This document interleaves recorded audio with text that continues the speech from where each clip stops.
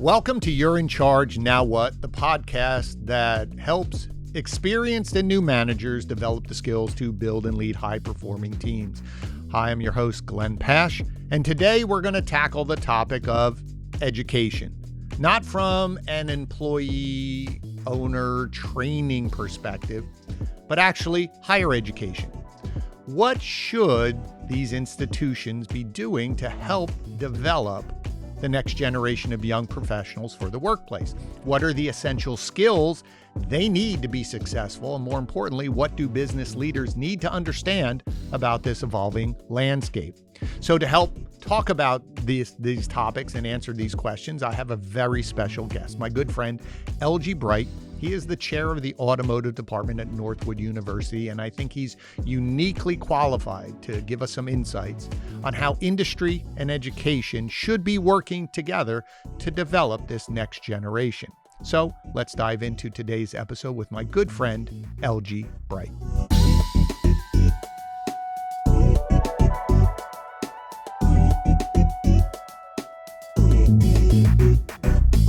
All right, Elgie, thank you so much for being here. And just for the audience's, a little backstory. Elgie and I met, many years ago, and somehow he convinced me when we were talking about having digital marketing at Northwood University as a course. Somehow I was closed down by the unique sales perspective that Elgie has, to all of a sudden, somehow I'm teaching the course, which was great. And we'll get into that. But Elgie, thank you so much for being here today. I really appreciate your perspective.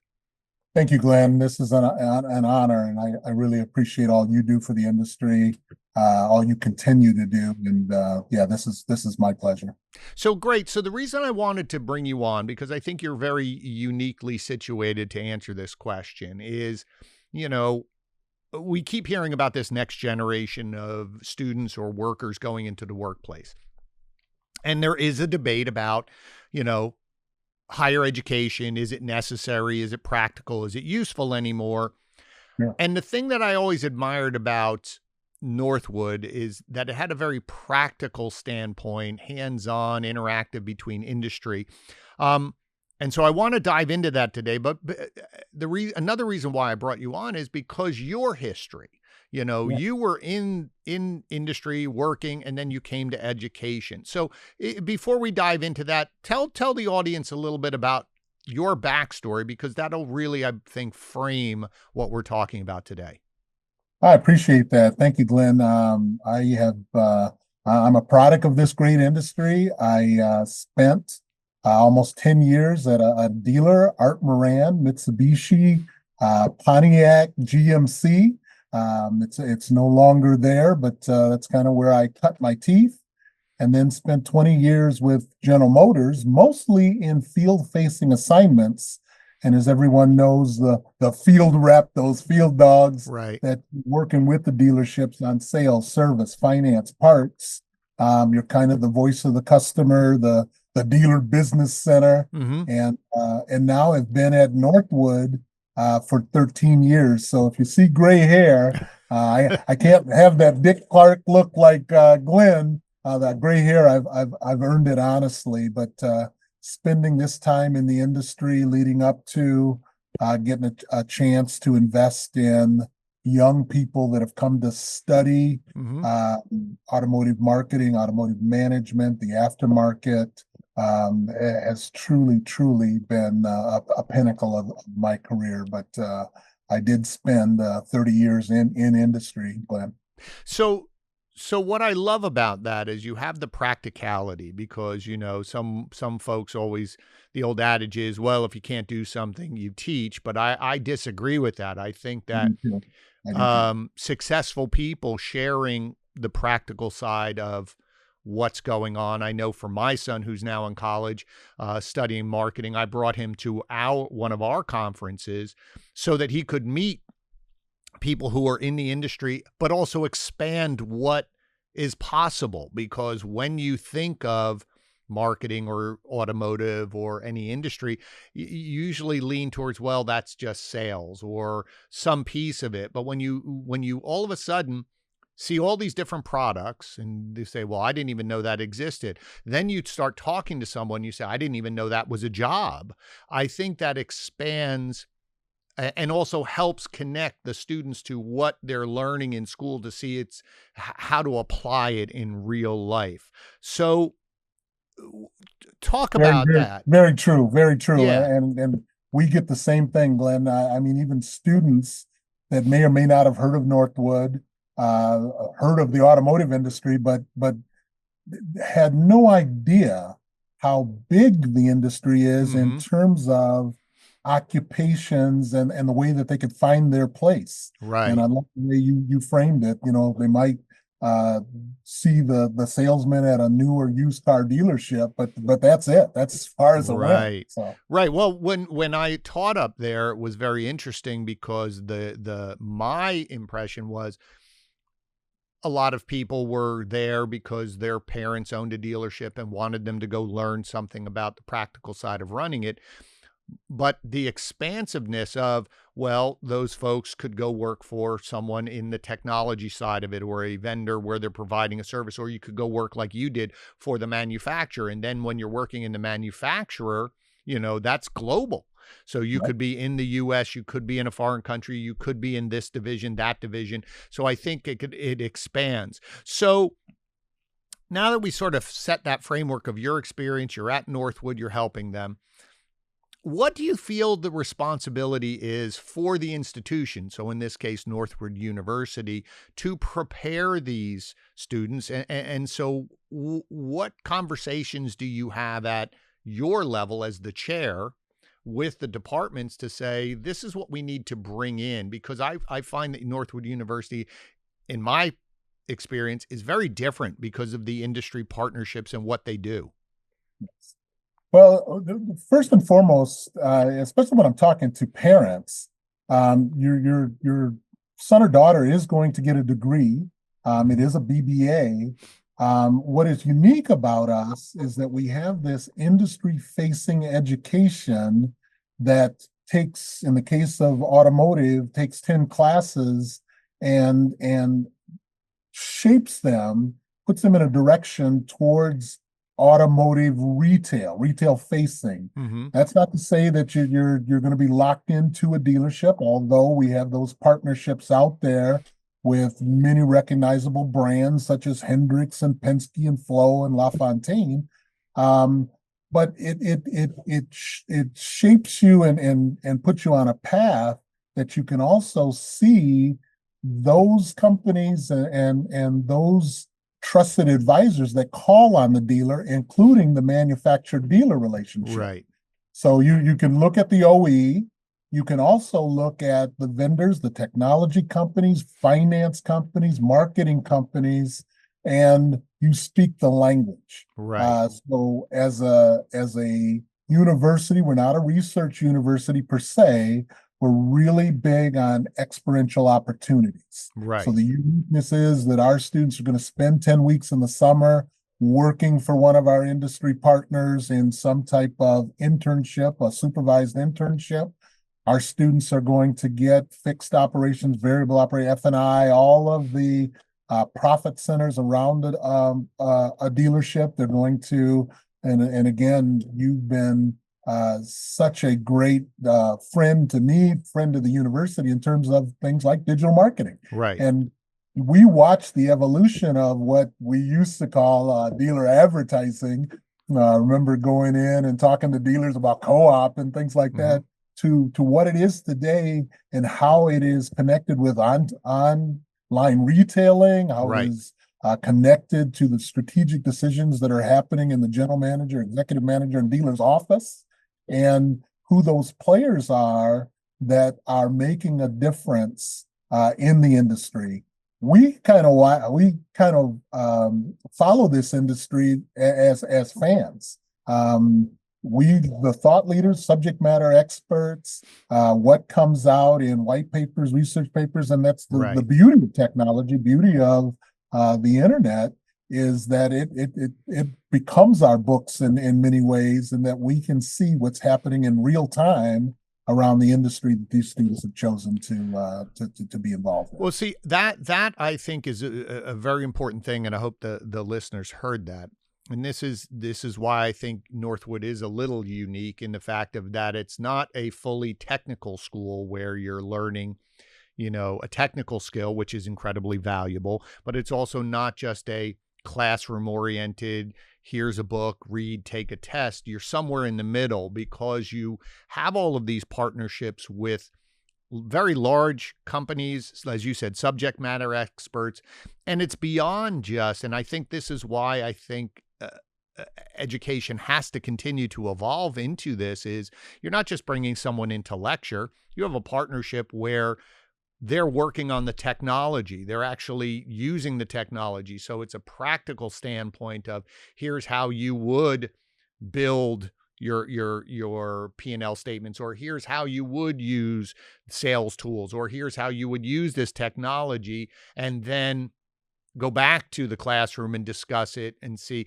So it's this connection. And I think education has to move towards that in order to prepare these students for the real world, or else you have someone who can take a test, which is fine, but they don't know how to translate that. So what are your thoughts about, I mean, I know where you feel because you're in this in Northwood and that's what they do, but is that why you double down on that? Is that why you think it's important?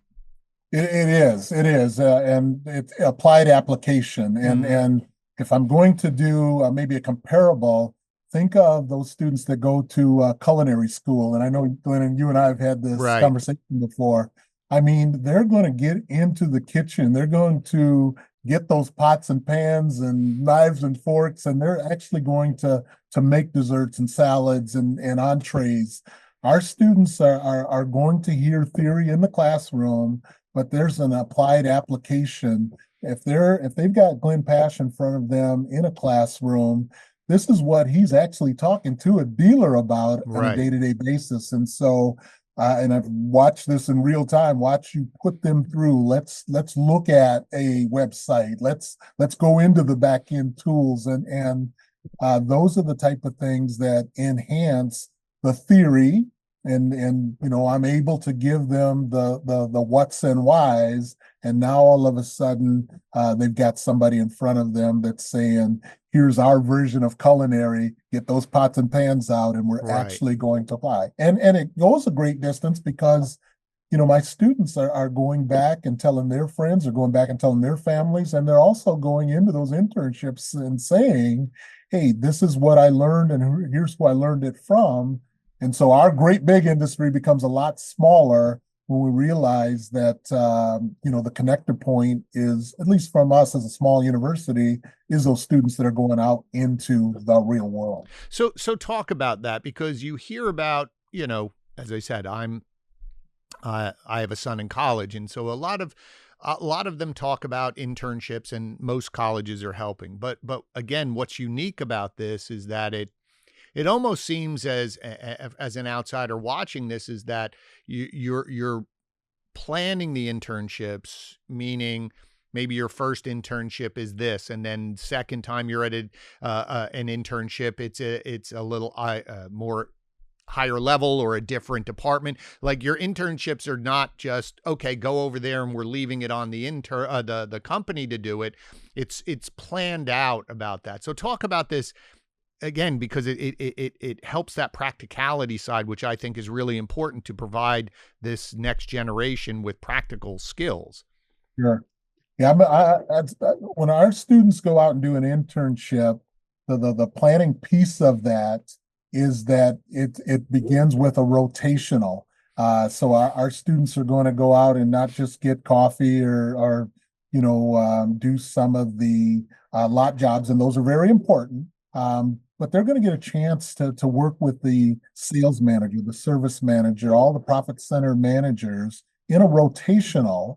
And if a student, through what we call our basic introductions, if their aspirations are go to a dealership maybe every year, they start with that rotational, and then maybe the second year they're more honed in on BDC operations, marketing, the service department, wherever they feel like they're going to at least begin their operations. And then maybe if they're having a good experience, and if it's that same dealership group or a different one, maybe they move up into an executive internship where they're Right. shadowing someone that is looking at P&L statements and a little higher level of So management. your internships are helping them funnel down to from very broad to narrowing Correct. down until they have that decision of I really want to dive into Yeah. marketing Yeah. or whatever it is, and now we're going to connect them to help them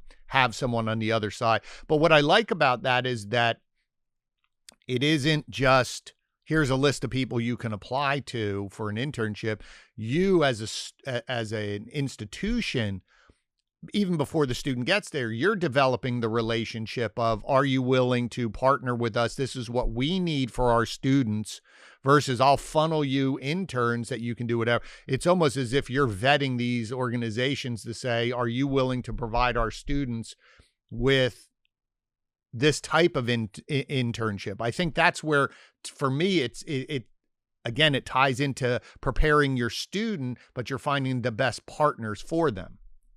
That's true. And I think a lot of our great partners, and again, just to name drop only because they're the generosity of providing housing for the students in other markets. Mm-hmm. There's dealership groups such as Hendrick Penske Flow that don't have operations in Michigan. There's others, and of course, our great local dealership groups that might not need housing. We have partnered with them to say, hey, we'll open up the doors so that not only can we give you what we believe are rock stars, Mm-hmm. but you also have the opportunity to come in and make sure that it's aligned. Right. Let's face it, you're part of the educational staff at that point, because these students 18 to 22, and I certainly wouldn't want to be judged by all of my decision making at that point, but they're going to skin their knees. They're going to make a decision maybe with a customer that you need to pull them aside and say, hey, here's the way we look at this. Right. Nothing egregious or anything. Nobody's going to come in and blow a customer out, but they're good. The more responsibility you give them, the more opportunities to vet all the different ways that a young person looks at that particular experience. And a lot of times it is around a customer. And so understanding that, hey, you're the professor now for 10 weeks. You're more than just an employer. You're a coach, you're a mentor. And again, it's a graded field experience. So, I'm always on the other side of the phone call, always ready to step into. But it begins with the Northwood philosophy. We believe in earned success. We believe in personal responsibility and accountability. So we're talking to these students all the time that, just like sports, hey, here's the boundaries. This is what a win looks like. Here's who's in charge. And you are accountable. And if you do skin your knees, stand up, accept the responsibility of the decision, and say, here's what I learned. And so those are the type of things that's kind of our social contract with the organization, that we've got our students steeped in that Northwood philosophy we call the Northwood ideal. Right. But I think that's a really important point. And I think I hear dealers or businesses, be it my business or other vendor partners, where can we get good quality people? We're always looking for good quality people. But if you build that relationship with an organization like yours or an institution like yours, but it's not, well, just send people to me. It's you're working in partnership with the organization, the institution, in this case, Northwood, to say, I want to work with you. And you're saying, well, this is what you have to do in order for us to send you our students. But I think that's such a great way to develop that, where you have a pipeline of people. Yeah, maybe not everyone's going to work, but you might find a few people that you're going, ooh, I want that person. So I like that. But on that point, you touched on it. the type of student and what your philosophy is and how, and I've seen it in practice where you're building the people as much as you're educating people. So what in It's your, so important. it They're just is. so important. So you've been, in the educational chair, so to speak, you've been teaching for 13 years.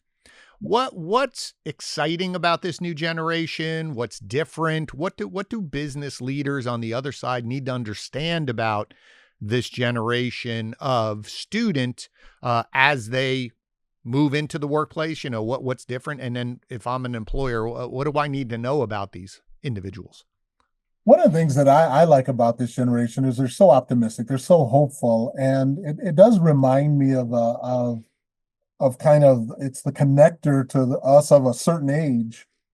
We talk about, and certainly, we're in a certain season now, a political season. We talk about things like interest rates are high. Well, when I came out, you were selling into interest rates that were double digit. And I'm Right. not trying to be that old man that says, that I walked 5 miles to school. But this generation, that's what they're coming out to. And so they are hopeful, they're optimistic. Their expectations is that they're going to be successful. We tell them all the time that you can start on your career from day one by making relationships. Mm-hmm. If I was going to make a relationship back in my day and I wanted to get into LA and go sell for a great dealer out there, I'd have to get an old LA Times and it'd be 2 weeks old. And I see there's a sales or service management position. Today, they can see that instantaneously. They can connect and say, I'm Joe James from Northwood University. Here are some things I've learned. Here's my leadership position within the auto show. And I just want to connect with you. And they can follow and the generosity of the industry is they're looking for young people that are going to make a difference when they join these organizations. Right. So I just think that they're so hopeful, they're so optimistic, they're so full of the influencers that I find that they're really fanatics. They're net promoters and ambassadors for the organizations they join. Now, one of the things that's different, though, from the old days is the way they communicate.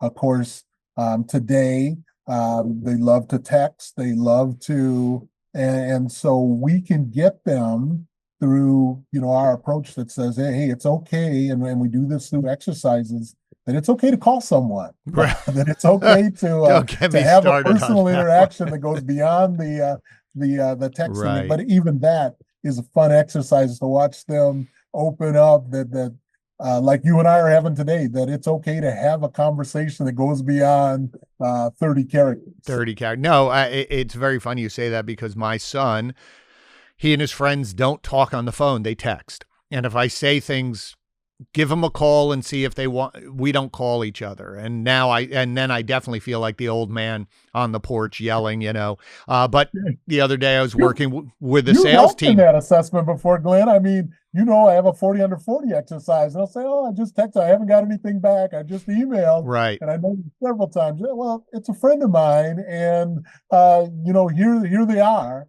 And that's because that relationship, Glenn and this person out there, this business owner, they've talked to each other. Yeah. And again, it opens up the student's eyes and say, oh, that's why they talk about. And to your point, I think this generation is very optimistic. I don't think they get bogged down with a lot of the things that maybe we did before. But I think it's very important for those industry leaders, business leaders who are listening to this. I really feel that this younger generation, they're willing to work, and I've said it before, every generation has high performers. Every generation has lazy people. So it's not a generation. It's horizontal in every generation, not vertical as everybody is one way. But the one thing I will say is because they have access to all of this information and they have everything at their fingertips, they have a lot of options, or they feel they do, But I think they're all really looking for that guidance. I think they're looking for structure. I think and I think that's the biggest thing for business leaders to understand, especially, again, like we're saying, the gray hair sect, like we are, is you got a job and you shut your mouth and you listened. This generation is going to not challenge you. It's the wrong word to use because that sounds confrontational, but they're going to want to ask you questions. They're going to be asking you questions like, how am I going to be coached? What am I going to be learning? They're going to put some responsibility on you as my superior to help me be successful. It isn't just, here it is, go figure it out yourself. And I think that to me is one of the biggest changes in this. And it's exciting, but I'm not sure a lot of business leaders really understand that or are set up to do that for them. I think we have a perfect example of what you just said, Glenn. 2 weeks ago, we did our auto show. And if you think this generation, as you said, is if someone out there would think that they're lazier, then we're very fortunate at Northwood because I watched them get up early, stay late, protect the dealer's assets, going to get vehicles, setting them up, not complain about the weather. It's cold, it's rainy. It's just like you business owners out there that it snows for our Midwestern friends. Right. You're out moving cars. I mean, they were excited. So it goes back to that hopeful, optimistic. I mean, they weren't saying, oh, it's time for a break. They were like, the community, the alumni, the industry is coming to Northwood's campus and we want to put our best foot forward. And I watched them do it with enthusiasm, just like athletics getting ready to play a game. I mean, it's our biggest program, our biggest asset that connects us kind of with the industry. But it's the students that do it. And so watching them, get ready and then, greet those 60,000 people that come onto our campus for that weekend, it's pretty special. And it speaks to that generation of learners that I have the great fortune to work with. Well, but I think that also is a perfect example because I've been to the auto show. I wasn't able to go this time, but it's evolved and it grows. But it's a partnership between you as the leaders, meaning educators, teachers, and the students, where it's an ongoing. It isn't, I just gave them an initiative to say, go build this auto show and we hope we get what we want. You're guiding them with, we're having meetings, we're checking in, we're seeing where you're. And I think that's also something to understand for business leaders who are bringing this new generation in is, and it should have been all the generation, but they're in a situation where they're in class, someone's checking, they're helping them. And like you said, as we started this conversation, the key about Northwood is there's a practicality, practical education, practical application of it all. But we can't just bring in this new generation or any employee and don't understand that's the way they've been trained so far. And so I think that's that missing piece is they are looking for the employer to continue that of, when are you going to coach me? When are you going to give me feedback, guide me? I don't think it's a lack of willingness to work. I think where the churn or people leaving is there's that lack of clear, defined structure and accountability to help me be successful. And I think that's one of the things that this generation, as you said, they assume they're going to be successful, but they're looking for someone to help them. And in your case, that's why I think the auto show has been so successful and continues to grow, is the involvement, the expectations, but the help to get them there.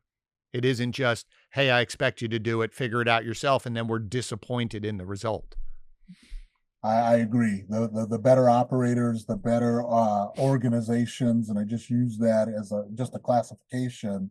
They're really getting behind this generation and providing that feedback, providing that interaction, being intentional about that, because this generation, they do want that, they do desire it. And it's an expectation. So, every generation is different. It's positive. You may have had a self-starter way back in the day. You've got a self-starter today, but a self-starter that's also asking, like, hey, boss, how did I do? And whether you call that an assurance argument or you call it a inspiration, I mean, Mm-hmm. look at what we have. Again, I think this internet thing's going to work, but Right. look at what we have with the influencers. Again, I am out there. I'm influenced by those people, including you, Glenn, that have these podcasts, that have these everyday daily doses of inspiration. And I tell my students, you can get this every day if you want it. Now it's one of those 20-60-20. Rock stars just get it. They're the early adopters. Right. 60% are coachable into it, and 20% maybe you're misaligned and say, hey, I'm going to do it my way or the old way or this way. But it is available to you, and the great influencers out there are, giving it to you in daily doses, weekly doses, monthly doses. This podcast, several of the, influential dealers, Mm-hmm. industry thought leaders are putting their sermons for you people that like me that grew up in a faith-based organization like a church. They're giving it to you every day. Here's But to bits your of it. but I want to you said something, and I don't, again, I don't want listeners to let it just glossed over, is that you said the 20-60-20. There's 20% of the people who can watch something, get something, figure it out, and move. There's 20% that are either leaving or they're new, so we'll put them in the bottom. But you have 60% of the people who need to be coached, and you said are coachable. It's not they are coachable, they need to be coached. So to that point is, I can watch something, who's going to help me implement it, right? Just because I watched one of these influencers, I may think I know it sounds like a good idea, but then they go, how do I do it? And I think that's what the school, the institutions do, is we're coaching everybody. Some of the high achievers are going to accelerate. There's going to be the people who this isn't right for them. But moving all of those people, the reason why they're successful is because of that ongoing coaching and accountability. That has to happen in the workplace. And I think, to your point, if you're not doing this, I don't care what generation it is. It's just that this generation's different because they have access to everything. They have a computer in their pocket. They have a lot of information. Your job, I think, even more than previous generations, is really helping them apply what they know, get rid of what they don't know, help them be successful in your organization. But that takes coaching. And so that's where industry and education can connect. And I think that's why Northwood's successful, is you're bringing in industry experts to help them, but you're showing them how to apply it.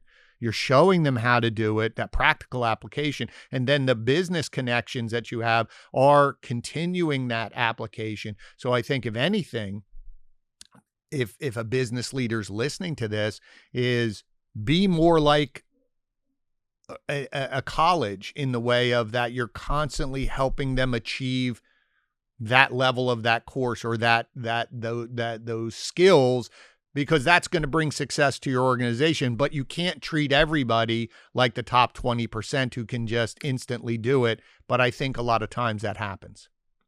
I 100% agree. Manager's role as a coach, manager's role as a professor, manager's role as an industry thought leader, you're an extension of that. And for that 60%, and you put it better than I, Glenn, you're asking for, you are looking for a coach me into success. Right. And I think better operators. And just one other name drop. I mean, Brian Benstock, then he happened to be on campus for the auto show, and he's certainly one of many great influencers out there. But I believe that he practices what he preaches, and I certainly hear what he preaches. And I know my students were certainly engaged, and were like, how do I get to be part of that organization? Now that could be a lot of different organizations, because everybody's got different wants, needs, and desires. but those are the type of things that attracts this generation. Well, I think it attracts, yes, it does attract this generation. And I know Brian, and I've been at his locations, and I know his team, and he does have that athlete mentality. He does lead that way, where we are a team. Here's what's expected. We are going to train every day. We're going to talk about our wins and on an ongoing basis every day. It's not once a week. It's once a month. It's not, you're going to figure it out yourself. He really does believe in, we're coaches. We are coaches as managers. And I think that's why he has not just success, he has continued success, where it's repeatable success because the expectations are clear, but he also is very clear on what his role is, or his expectations of his management team to develop these people. So if they're failing, he's not looking at the person, he's looking at the managers first to say, what did we do? And I think that is what a lot of this generation is looking for, not to get something handed to them. They just want to figure, who's going to help me figure this out? It connects right back to what you said. That's exactly right. That I am coachable. Coach me, Exactly. coach me and coach me hard. Exactly. But help me get to, that success level as it's defined by me and you. If I know what the expectations are and I want to get there, help me get there. And through that inspiration. So perfectly aligned with what you said earlier. All right. That 60% is asking. So we got a few minutes left. Let me talk about one thing, and then we always ask a few fun questions at the end. But let's put LG's, long range vision here. What do you see for Northwood? The needs, what would you like to improve or grow, over the next 5 years for this next round of students? What do you see is the evolution of what you're doing to make what's happening even better? Well, we always, we want to be available. I mean, the students that choose Northwood, there's a lot of great institutions out here that are doing wonderful things. But for those students that choose Northwood, we want to be the best version of ourselves. So we're investing into our facilities, into our academic staff. We're investing into our external relationships so that we can do all that. So 5 years from now, you're going to see an improved physical footprint. You're going to see additional automotive staff. You're going to see additional curriculum as we align with data analytics and align with the social media marketing, take it to additional levels.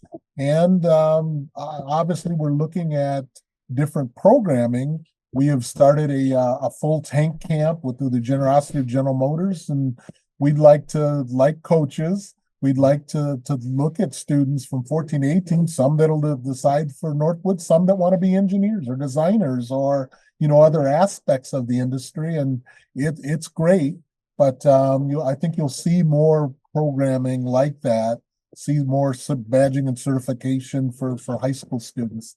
That's some of the long-range planning, Glenn, that we're looking at exploring and seeing where we can add value to the automotive ecosystem, and some things where we can just be a good partners for others that do it right.